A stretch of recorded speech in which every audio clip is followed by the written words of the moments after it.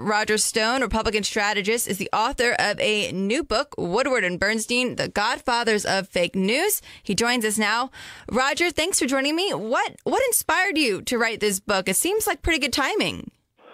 Well, I've been keeping track, Amanda, of Bob Woodward back to the days of Watergate because I know that he lied about the existence of Deep Throat. He lied about the identity of Deep Throat. I also, as you know, served in the Reagan administration, worked for President Ronald Reagan in 3 campaigns, 76, 80, and 84. I know that Woodward dissembled about the Iran-Contra and former CIA Director Bill Casey, who was a great friend of mine. And, of course, because I'm kind of into pop culture, I read Woodward's book on John Belushi, one of the worst hatchet jobs I've ever read. So I've been keeping thread on Bob Woodward. I mean, everything about this guy is a fraud. He has never admitted that he was a naval intelligence briefer for the Nixon White House, that he briefed General Alexander Haig, who was the White House chief of staff, Nixon's final chief of staff, whose real job was to walk Nixon towards the exit. And therefore, the myth that Woodward and Bernstein, these courageous, crusading liberal journalists, walked Nixon out of the presidency was not true. 2 deep staters, deeply committed to the military-industrial complex, upset with the fact that Nixon had reached a strategic arms limitation with the Russians, had opened the door to China, had ended the war in Vietnam, had saved Israel unilaterally in the 1973 war. Nixon's great sin was he was a peacemaker, not what they had in mind in the deep state. So it was kind of serendipitous. I've been working on this book along with my co-author Tyler Nixon, who is a distant relative of former President Richard Nixon, a longtime conservative and libertarian activist in his own. So the timing was just right. Anybody who reads our book will realize that the president should stop engaging Bob Woodward. The man is a serial congenital liar. He's not the media icon that the folks at the Washington Post would have us believe he is. In the book, you talk about this two-faced, media opportunists and journalistic posers in this field of journalism, and how it's, it's just crowded. It's crowded with partisans posing as reporters. We just wrapped up in our last segment, last hour, Roger, an update on these Brett Kavanaugh accusations, saying, that he sexually assaulted somebody. What do you make of this? I mean, in the era of fake news, it's very difficult now to really tell what's real and what's not real. Well, and based on all my experience in 40 years in the American political arena, I thought that a media organization like the Washington Post needed second-party corroboration before they would just print some charge. So a woman has come forward and said that Brett Kavanaugh assaulted her at some party when he was a teenager, but she doesn't offer any other witness, any other corroboration, contemporaneous corroboration. It doesn't rise to the usual standards of the Washington Post, although with the New York Times now printing anonymous op-eds, you wonder whether they have any standards at all. This is a last-ditch attempt to stop what I think is the almost certain confirmation of Brett Kavanaugh. It's a smear tactic. Perhaps this woman, is an Anita Hill wannabe. But it looks to me like it is whole cloth. And then I read today in Breitbart that the other gentleman, the other classmate of Kavanaugh's, who's allegedly involved in this incident, has come forward and said he has no memory of it whatsoever. It never happened. So Kavanaugh has a witness. This lady making aspersions against him has none. Who are we to believe? Yeah, it's very confusing, very suspicious, I would say. So, Roger, I have some callers on the caller board that want to ask you some questions. Let's take one on Kavanaugh. Let's go to James in North Dakota. James, welcome to the program. You have Amanda and Roger. How can we help you? Hey, Roger. How are you? James, great to hear from you. Yeah, I made it on the line. Hey, look, here's my thing on this Kavanaugh, and I think we're looking at it wrong. I don't think the Democrats are doing this to stop Kavanaugh. I think they understand that that's not going to happen. what I think this is being done for is to give people like Hykem, McCaskill, Beecham, Tester, to give them an excuse to give to their constituents why they can't vote for somebody without damaging, their keeping office. I think this is given as an excuse to, kind of like, look, how can I vote for this individual when there's done these things and I'm doing this to protect you? Hoping the public buys into this enough and feeds on it enough. Because if you take what's being said, he was 17, it was over 30 years ago. The young lady has no witnesses. She can remember nothing but the fact that Kavanaugh touched her and he was the one that did it. She goes from 4 people in the room, which the therapist wrote down, to her saying there was only 2. I don't even think this has to do it. I just think it's an olive branch so that people like McCaskill and all of them can have an excuse to give their constituents as to why they can't vote. Because they already know that if they don't give them anything and they vote for him, they're done. They're going to get voted out. Yeah. Thanks, James. Thanks for the call. Roger, what are your thoughts on that? Well, it's an interesting analysis. I mean, frankly, if the senators you named vote against the conservative nominee for the Supreme Court, I think they'll be held to pay back in their states. Mm-hmm. I mean, in truth, Kavanaugh was not my first choice. I wrote with opposition to Kavanaugh's appointment. I was disturbed by the role he played on Ken Starr's staff, where I believe he acted to harass and silence witnesses regarding the Vince Foster death in order to wrap that up. I've been concerned about his deep connections to the Bush crime family, because the Bushes are not conservatives or Republicans. They're just crony capitalists. And based on my book, The Bush Crime Family, which I co-wrote with St. John Hunt, I think I make a pretty good case. That said, however, I said from the beginning I would support whoever the president nominated. I don't have any arguments with Kavanaugh's record as a jurist. He's a solid conservative. He's certainly better than anyone Hillary Clinton would have put on the Supreme Court. So I am for him, and I hate to see him smeared this way. This is a smear. Now, nowhere in the law does it say U.S. Supreme Court justices can't sue people for defamation. So if I were him, and he won't do this, but if I were him, as soon as I was confirmed, I would sue that woman for $10 million and put her under oath. That's what I would do. Yeah, I don't know. I would probably do the same thing, to be completely honest.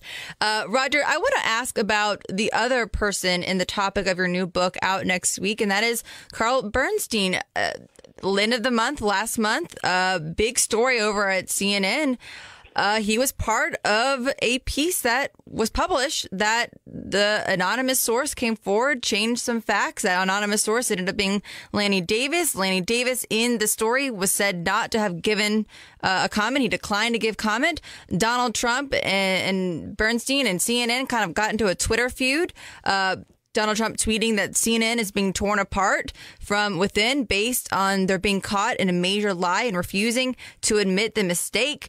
Talk to me about Bernstein for our listeners who might not, be aware of. Carl Bernstein is obviously half of the dynamic duo of duplicity, Woodward and Bernstein. They're very different both culturally and personally. I've actually know Bernstein a little bit. I've had a drink with him. He's a raconteur. He likes his free time, his recreational time. I saw a great quote today, which I use in my book, where one of the editors say, well, he was a nocturnal worker, whereas Bob Woodward is kind of a stiff, waspy stick in the mud, where Carl's more of a party guy. But Carl Bernstein, now a correspondent from CNN, got way out with another guy named Marshall Cohn. He should be fired too, by the way. He and Cohn claimed that Michael Cohn would tell federal investigators, presumably Robert Mueller, that Donald Trump knew about the infamous Trump Tower meeting in advance. Now, we got to stop right there, because I know liberals love to point to this meeting. There's nothing illegal about that meeting, nothing whatsoever. Meeting with a Russian woman lawyer during a presidential campaign is not a crime. There could be a crime involved in that we're not sure why this woman lawyer, Velishnaya, was in the country. What kind of visa was she in the country on? She was denied a visa by the U.S. Attorney's Office in New York because there was a pending court matter in which she was involved, but she was denied a visa for that appearance. So It appears that the Obama Justice Department gave her a visa to enter the country. We also know definitively that she met with Glenn Simpson of Fusion GPS immediately before the Trump Tower meeting and immediately after. That's called the briefing and the debriefing. This meeting stinks of a setup, but nothing illegal happened at the meeting. Nothing illegal happened as a result of the meeting. The smears on Donald Trump Jr. are outrageous. He did absolutely nothing wrong. Recognize also that the campaign and the body politic didn't have the sensitivity to the whole Russian question and the Russophobia that was what was subsequently whipped up by Hillary Clinton as a distraction from the fact that she and Bill lined their pockets with $145 million from the Russian energy company, and that John and Tony Podesta were up to their arse in Russian deals due to the largesse of the oligarchs around Putin. There's the aluminum deal, the banking deal, the gas deal. So there was Russian collusion in 2016, no question about it. People around one of the presidential campaigns made millions out of their Russian connections. Unfortunately, that candidate was Hillary Clinton. Yeah. But, Roger, on Friday, though, we did learn that, Paul Manafort, he's going to be cooperating with Robert Mueller as part of a plea deal to avoid a second hearing. Former Obama ethics czar coming out today saying that Donald Trump's not going to survive this testimony by Manafort. What do you make of the Manafort news? Well, I think there's a lot of wild conjecture there. Let's button up Bernstein, if we may. Bernstein and this fellow Cohn reported that Trump knew about this meeting, which is in direct contradiction to the under oath testimony that Michael Cohen gave to the Senate Intelligence Committee. Then they also said Lanny Davis was not their source. Then Davis came forward and said not only was the source, but he was mistaken. At least he corrected the record. So a real news organization would have issued a retraction and an apology. I reported on InfoWars 10 days ago that Robert Mueller was looking at Donald Trump Jr. In connection with lying to the FBI about this famous Trump Tower meeting. Tonight on InfoWars, I issued a retraction and apology. My sources were incorrect. I got bad information. I do still believe that Mr. Mueller is eyeing Donald Trump Jr., who I like very much. I think is a great patriot and really does a great job on his Twitter feed and social media of defending this administration and calling out the libtards. I think he's being viewed because the transaction in which the Donald J. Trump Trust reimbursed Cohen, allegedly for the payments that he made to Stormy Daniels, had to be approved by a second executive. And I happen to know for a fact, out of long relationships with the Trumps, that only Trump family members, that would be Eric and Donnie, are the secondary signatories necessary for that disbursement. Alan Weisselberg, the CFO of Trump Enterprises, being the other signator. So I still think that unfairly, because, by the way, I don't think any of that is a crime. If it is a crime of the failure to report, because Donald Trump is entitled to give to his campaign without limitation. So if, as the liberals tell us, this was a campaign contribution, at a minimum it was an unreported one. That's about a $1,000 fine. Certainly doesn't rise to the level of impeachment. So unlike CNN, we issued an apology and a retraction. Sometimes you get things wrong based on good sourcing. The bottom line of it remains the same, but the details are somewhat different. CNN has made no such offer. This guy, Marshall Cohn, should have been canned so fast his beady little head would spin. Bernstein is too big a figure to fire. Many people who work at CNN tell me they are very unhappy about this, that they believe that it has caused a stain on the network and that they ought to do the right thing and retract and apologize. Yeah, I was definitely shocked when they really held their ground. They still are. Well, it's not holding your ground. It's covering up, and they certainly did that. It's why the number of people watching CNN is dropping. It's why their ratings are dropping. It's why they're not profitable. I mean, I think they're so transparent. I mean, even when they do panels, the panels are, four liberals trying to top each other on how badly they can insult the President of the United States. I watched former Senator Rick Santorum on CNN about a week ago, and I felt sorry for the guy. It was 8-on-1. I thought he did a good job considering the drooling haters that he was up against. Yeah, I had Ann Coulter on the program a few weekends ago, and she said the exact same thing. She was like, you get to watch a never-Trumper debate 5 liberals. Yeah, it's never. I mean, there's no even semblance of pretending to be a news organization. Yeah. I went round and round with them last week because, as you know, they continue to recycle the false narrative that I predicted or foreshadowed the acquisition and publication of John Podesta's embarrassing emails by WikiLeaks. Right. Because I tweeted on August 21st, the Podestas, that's 2 people. Apostrophe S is correct, plural possessive. The Podestas' time in the barrel will come. This is a reference to the fact that the media was exposing Paul Manafort's activities in Ukraine and in Russia, but not exposing the similar activities of the Podesta brothers.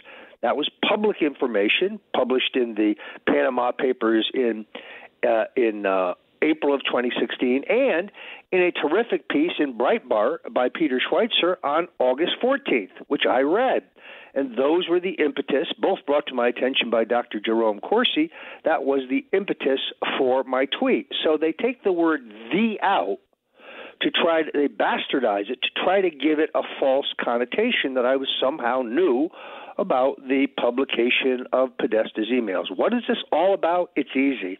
The more we talk about where the emails come from, the less we'll talk about how embarrassing they are. Right. That he was up to his neck in corruption, and as was Hillary.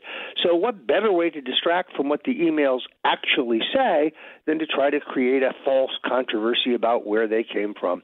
I have no idea how WikiLeaks got them. I had no advance notice of the acquisition, content, or publication of Mr. Podesta's incriminating, devastatingly embarrassing emails. Now let's go to your Manafort question. I was going to say you can't leave me hanging on that. What are your thoughts on his plea deal with Mueller? Well, I understand that they're playing funeral music and they're high-fiving each other at MSNBC, but I honestly do not believe that Paul Manafort possesses any information pertaining to Donald Trump or the Trump family or the Trump campaign and Russian collusion. I can also say that he knows nothing, at least not from me, and I think basically not at all, about the WikiLeaks disclosures. So those are dead ends. What he does have, what information he does have, Mr. Mueller may be interested in, could pertain to others who were involved in what he has now pled to, illegal lobbying. Don't think I'd want to be former Congressman Vin Weber tonight. Don't think I'd want to be Tony Podesta if they are looking for a token Democrat head so that they can claim bipartisanship. He'd be my nominee. He did exactly what Manafort just pled guilty to. But beyond that, I think those who are saying this is the beginning of the end for Donald Trump are engaging in wishful thinking. We just don't know that. I know of no evidence, just based on my own conversations with Manafort, which are more sporadic than people perhaps think, but enough to be knowledgeable, that he just does not possess any information that has to do with wrongdoing by the president or his family or his campaign. It's wishful thinking, as I said before. You cannot blame him. I mean, he is facing a 100-year sentence. They've destroyed him financially.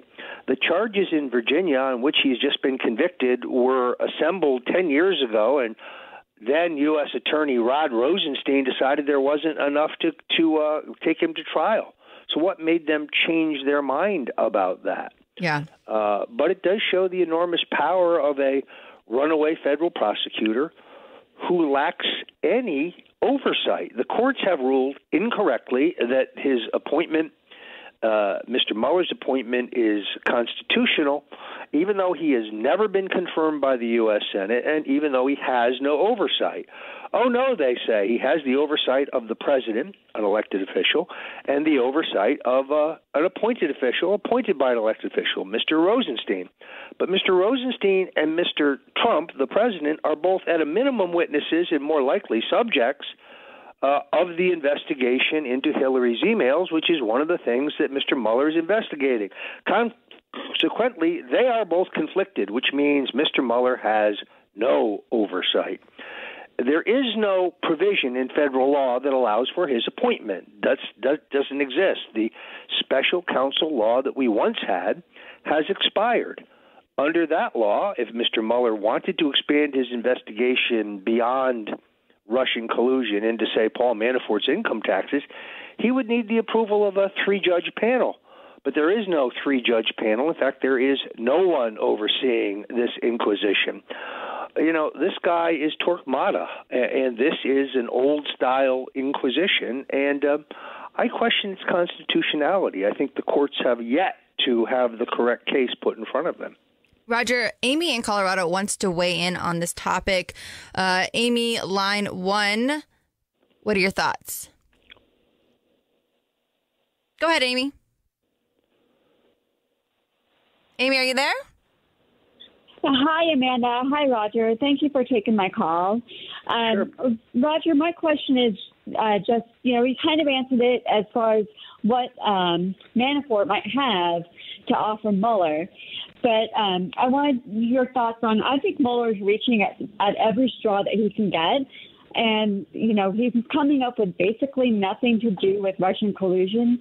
So at what point is Mueller going to have to stop? I mean, it's costing the taxpayers so much money every day. And everybody can see how biased the investigation is. So how much longer do you think this thing can go on?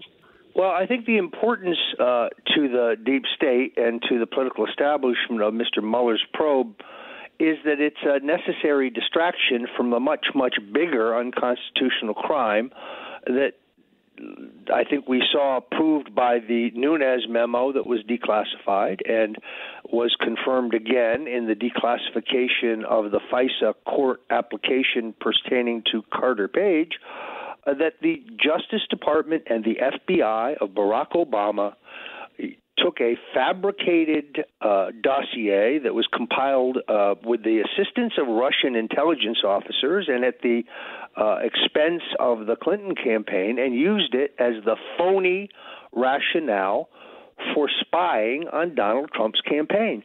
That's an abuse of power that is 10 times worse than Watergate. That's the use of the authority and the capability of the state to spy on the Republican candidate for president. And we know that Mr. Rosenstein signed off on the extension of that phony warrant, a crime.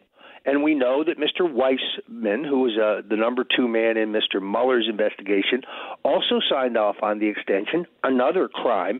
So we got to distract from all their crimes. So the best way to do that is Russia, Russia, Russia. Again, there is Russian collusion in the 2016 elections. The Russians helped the Justice Department of Barack Obama compile this phony dossier. I mean, thank God for Jim Jordan and Matt Gaetz and Ron DeSantis and Trey Gowdy and a handful, Lee Selden, a handful of gutsy congressmen. And I can tell you, despite the fact that the leadership has told them to sit down and shut up and stop talking about this, they have pursued the truth at their own political expense. Thank God for those patriots. Amy, thanks so much for the call. Roger, before I let you go, one last question. I wanted you to weigh in on this conversation about big tech and some of the censorship that we've started to see of conservatives by tech giants and Silicon Valley as a whole. Well, this is a subject in which I'm an expert because I think I am the first major conservative banned by Twitter. I've been banned for life. I was banned for life a year ago, and here is my sin. I hurt Jake Tapper's feelings. Poor Jake Tapper. Their guidelines are so vague enough that if you threaten the violent assassination of Donald Trump, as, say, Keith Olbermann has, why, that's no problem whatsoever. But if you talk about Islamic terrorism, well, that's hate speech, and you must be banned forever. this is a joke. As you know, I work with Alex Jones, and I do a show every day at 5 o'clock Eastern called The War Room. I also host the Alex Jones Show on Wednesdays. You don't have to agree with everything Alex Jones says. In fact, you don't have to agree with anything he says to recognize his First Amendment right to say it. Right. And those conservatives who say, oh, well, it's only Alex Jones, he's the test case. If they ban Alex Jones from Twitter, from Facebook, from YouTube, from Spotify, from Apple, et cetera, who's next? Breitbart News? Yep. The Daily Caller? Sean Hannity? Laura Ingraham? Rush Limbaugh? Should Donald Trump Mike Savage, step in? all the people I love. Should Donald Trump step in and do something with his executive authority? Well, he could start by waking up. I think that might be a good start. I mean, he kind of gets it based on his tweets, but this is simple. Call Jeff Sessions and order him to have the Assistant Attorney General for Antitrust to bring an action. If Jeff Sessions refuses, fire him. It's not complicated. Now, last week in a rally downtown, I said fire him and send him back to Alabama. What a mistake. I got a petition from people in Alabama that's now up to like 46,000 people. They don't want him back there. They think he's a national disgrace. He's not welcome in Alabama anymore because of the way he has not done the job as Attorney General. I can't figure this out, whether he's compromised or brain dead, but it's one or the other. Roger Stone, always a pleasure to have you on Breitbart News Sunday. I really appreciate you calling in. Delighted to be here. And those who are following my own situation and realize that Robert Mueller clearly has me in his crosshairs. He has now dragged 12 of my associates to the grand jury. He has interrogated dozens more. You can help me off by going to stonedefensefund.com, stonedefensefund.com. I'm not Michael Cohen. I am not going to testify against Donald Trump, but this is going to be one hell of an expensive battle. Thank you so much, Roger. Folks, you can check out his new book coming out next week, Woodward and Bernstein, The Godfathers of Fake News.